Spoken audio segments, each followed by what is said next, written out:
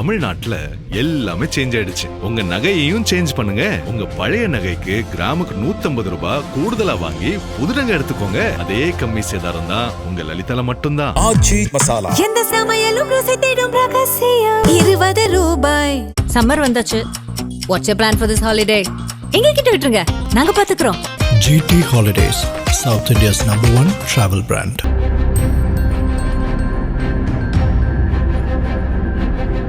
கடந்த ஆட்சி காலத்தில் திருப்பரங்குன்றத்தை குறிவைத்த இந்துத்துவ அமைப்புகள் அங்கே இஸ்லாமியர்களின் சிக்கந்தர் தர்காவுக்கு அருகிலுள்ள தூணில் தீபமேற்ற முயல அப்போதைய திமுக அரசு அதை தடுத்தது. நீதிமன்றத்தின் மூலமாக பல்வேறு வகையில் முயன்ற போதும் அங்கே மத ரீதியிலான பதட்டம் ஏற்படாமல் தடுப்பதில் உறுதியோடு நின்றது. தற்போது ஆட்சி மாற்றம் ஏற்பட்டு விஜய் தலைமையிலான கூட்டணி ஆட்சி பொறுப்பேற்றுள்ளது. இந்த நிலையில் மீண்டும் திருப்பரங்குன்றத்தில் தீபமேற்றும் விவகாரத்தை இந்துத்துவா அமைப்புகள் கையில் எடுத்து நீதிமன்றம் சென்றுள்ள நிலையில் மின்சாரத்துறை அமைச்சரும் திருப்பரங்குன்றம் தொகுதி எம்எல்ஏவுமான CTR நிர்மல்குமார் இவ்விவகாரம் குறித்து கூறியுள்ள கருத்துக்கு வரவேற்பு இழந்துள்ளது. மதுரையில் பத்திரிகையாளர்களை சந்தித்த அமைச்சர் நிர்மல்குமார், திருப்பரங்குன்றம் விவகாரத்தை பொறுத்தவரை மக்கள் அமைதியை விரும்புகிறார்கள். திருப்பரங்குன்றத்தில் தீபமேற்றும் விவகாரத்தில் 2 ஆண்டுகளுக்கு முன்புள்ள நிலையே தொடரும். அதில் மாற்றம் இருக்காது. இதைத்தான் மக்கள் விரும்புகிறார்கள். இதில் எந்த மதவாத சக்தியும் புகுந்து அரசியல் செய்ய 100% நாங்கள் அனுமதிக்க மாட்டோம் என்று தெளிவுபடுத்தினார். இவரது அறிவிப்புக்கு இஸ்லாமிய கட்சியினரும் அமைப்புகளும் வரவேற்பளித்துள்ளனர். மாமக தலைவர் ஜவாஹிருல்லா திருப்பரங்குன்றத்தில் கடந்த திமுக அரசு எடுத்த அதே சமநிலையான நிலைப்பாட்டை தற்போதைய அரசும் தொடர்ந்து கடைபிடிப்பது தமிழகத்தின் மதச்சார்பின்மை மரபையும் சமூக நீதி அடிப்படையிலான ஆட்சியையும் உறுதிப்படுத்துவதாக அமைந்துள்ளது. தமிழக அரசின் இந்த அணுகுமுறையை மாமக வரவேற்கிறது என்றார். தமிழ்நாடு தவ்ஹீத் ஜமாத் பொதுச் செயலாளர் முஜிபுர் ரஹ்மான் கூறுகையில், முந்தைய திமுக அரசு மதவாத சக்திகளின் அதிகார ஆட்டத்தை முழுவீச்சோடு எதிர்த்து நின்றது. தற்போது பொறுப்பேற்றுள்ள புதிய அரசும் இந்த விவகாரத்தில் மதவாத சக்திகளுக்கு துணை போய்விடக்கூடாது என்று பலரும் கருத்து கூறி வந்த நிலையில் தவேக அமைச்சர் நிர்மல்குமாரின் சமீபத்திய பேட்டி நம்பிக்கை அளிப்பதாக உள்ளது என்றார். இணைய வழியாக பத்திரப்பதிவு. தமிழக பத்திரப்பதிவு துறையை பொறுத்தவரையில் கடந்த ஆட்சியில் அமைச்சராக இருந்த மூர்த்தியால் பத்திரப்பதிவுத்துறை சார் பதிவாளர்கள் கடுமையாக மிரட்டப்பட்டதாகவும் வலுக்கட்டாயமாக லஞ்சம் வசூலிக்க நிர்பந்திக்கப்பட்டதாகவும் புகார்கள் எழுந்தன.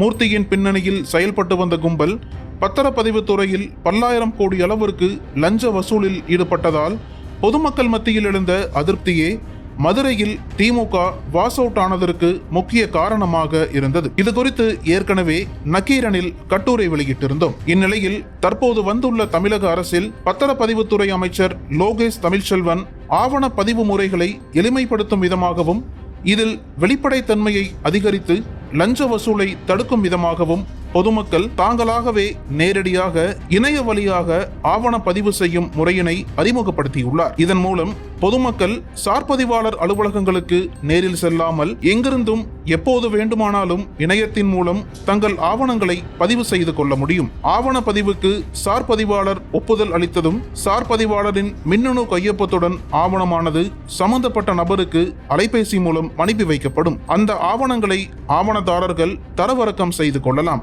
இது தொடர்பாக சந்தேகங்கள் எழுந்தால் தொடர்பு கொள்ள எண்களும் வழங்கப்பட்டுள்ளன. பத்திரப்பதிவுத்துறை அமைச்சரின் இந்த அறிவிப்பு பொதுமக்கள் மத்தியில் பெருத்த வரவேற்பை பெற்றுள்ளது. அறநிலையத்துறையில் அதிரடி ரைடுகள். இந்து சமய அறநிலையத்துறையை பொறுத்தவரை முக்கிய கோவில்களில் அர்ச்சகர்களே லஞ்சம் வாங்கிக் கொண்டு பக்தர்களை சிறப்பு தரிசனமாக அழைத்துச் செல்வது குறித்து தொடர்ச்சியாக புகார்கள் வந்து கொண்டிருந்தன. இந்நிலையில் புதிய அரசின் அறநிலையத்துறை அமைச்சரான ரமேஷ் திருச்செந்தூர் முருகன் கோவிலுக்கு சாதாரண பக்தரை போல் சென்று ஆய்வு நடத்திய போது அவரிடமே சிறப்பு தரிசனத்திற்கு லஞ்சம் கேட்ட விவகாரத்தில் அர்ச்சகர் உட்பட கோவில் ஊழியர்கள் மீது நடவடிக்கை எடுக்கப்பட்டது.